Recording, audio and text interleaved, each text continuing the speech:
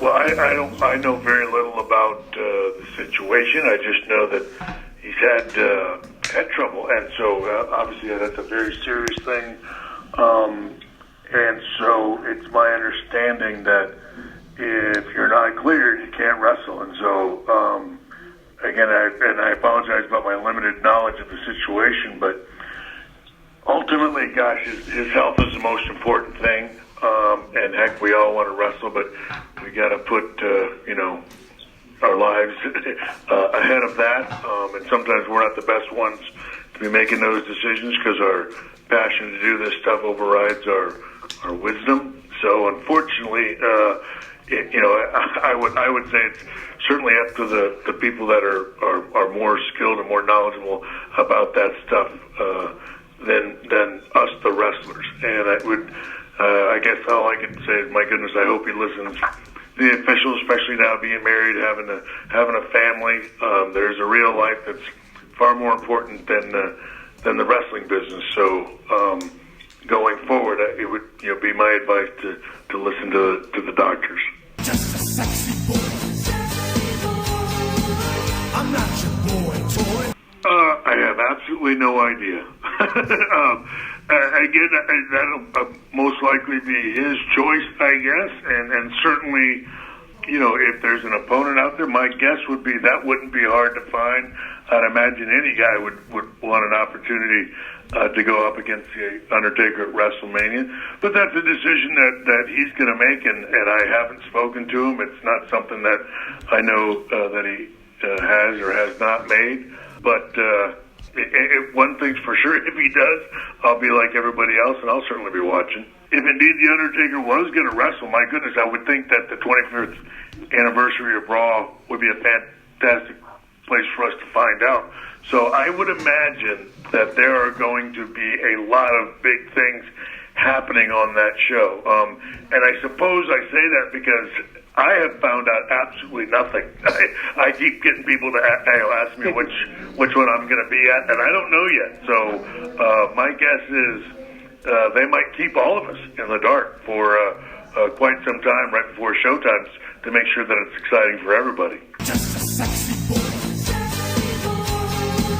I'm not your boy toy. I smile every time I see it, I guess. I had no idea that move would become as big and as talked about and as frequently used as it has been. And it was a move that I took from gentleman Chris Adams way back when, and not a lot of people did it, and now all sorts of people do, and a lot of them don't even know that Chris Adams did it, and so they give me credit for that, and I have to give him the credit. So it always makes me sort of feel good because it makes me feel like those were a lot of young men and women that were watching me when they were younger. And again, it's always nice to sort of be acknowledged in that respect.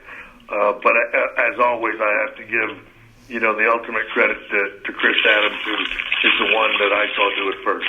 Just a sexy boy. I'm not your boy toy. Not at the Rumble. I mean, there was talk about it possibly happening at WrestleMania, and again, I think he's an unbelievably talented young man, and him and there's so many guys. Gosh, I wish I was 10 or 15 years younger. There's so much great talent in the WWE right now, but it's very important to me. Again, I mean, I would have retired if I wasn't ready to walk away, and so I'm flattered that every year WrestleMania comes up, people talk about me coming back, but I enjoy my time with the family. I enjoy watching WrestleMania, and I also enjoy watching the WWE move into the future, and it's very important that continues to happen, and the only way for that to happen is for some of us to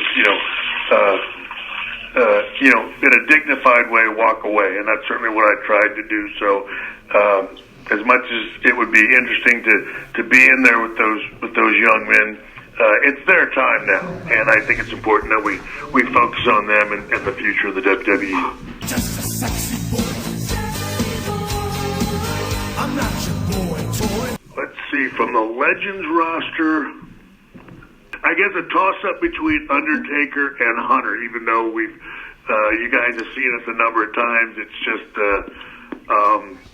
it's one of those old, faithful, comfortable things you just know would be a lot of fun.